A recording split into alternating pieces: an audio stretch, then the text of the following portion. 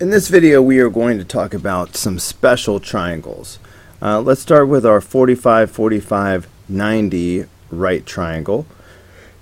And the pattern that we are supposed to memorize goes like this. If you have a 45, 45, 90 triangle, it is automatically going to be an isosceles triangle. You can tell because these two angles are the same, which means that these two sides must be the same. So for example, I could call this x and I could call this x because they're equal. But then the hypotenuse would be x radical 2. So that's the pattern for a 45, 45, 90 triangle. Now we are given one piece of information. Alright, so for problem number 14, we are given that one of the legs here is length of 4. So we're given, let's say that this leg right here is length 4.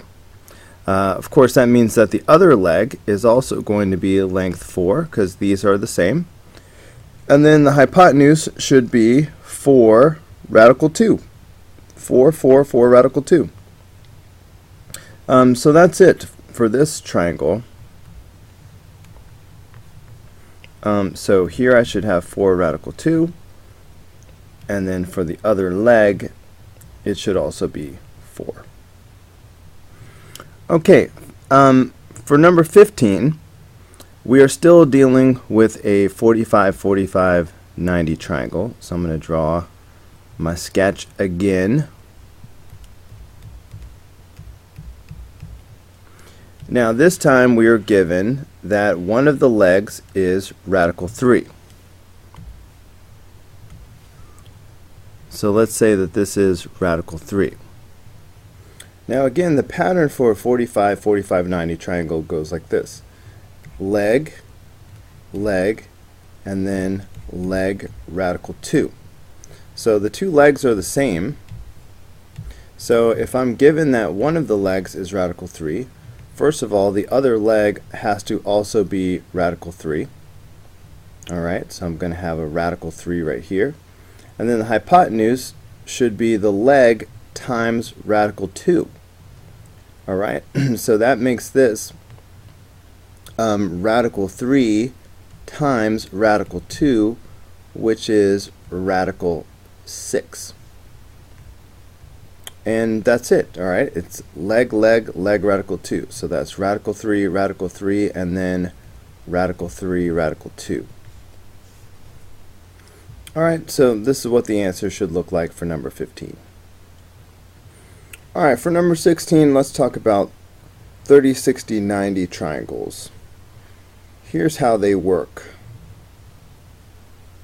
Let's say this is 30 degrees and this is 60 degrees. So we have two legs and a hypotenuse. This will be the shorter leg, which I will call x. In that case, the longer leg is going to be x radical 3, and the hypotenuse will be twice the short leg, so 2x. So this is the pattern that you have to memorize. Now for number 16, we're given the shorter leg is 5. So that means this is 5, which means that the longer leg is going to be 5 radical 3, which means that the hypotenuse is going to be 2 times 5, which is 10. Okay, so the longer leg was 5 radical 3, and the hypotenuse was 10. Alright, that was easy enough. Now how about number 17? So again, we are talking about our 30, 60, 90 triangle. So let's make a quick sketch. So let's see, this 12. This is the longer leg. So I'm going to go ahead and put that 12 right here. Now, somehow we have to work backwards and find the short leg and the hypotenuse. So remember, the short leg is here. Let's call that x. With that in mind, the long leg should be x root 3. And the hypotenuse will be 2x. Now, the only value we have is 12. Now, that creates this little equation over here which can be solved. So let's solve this equation.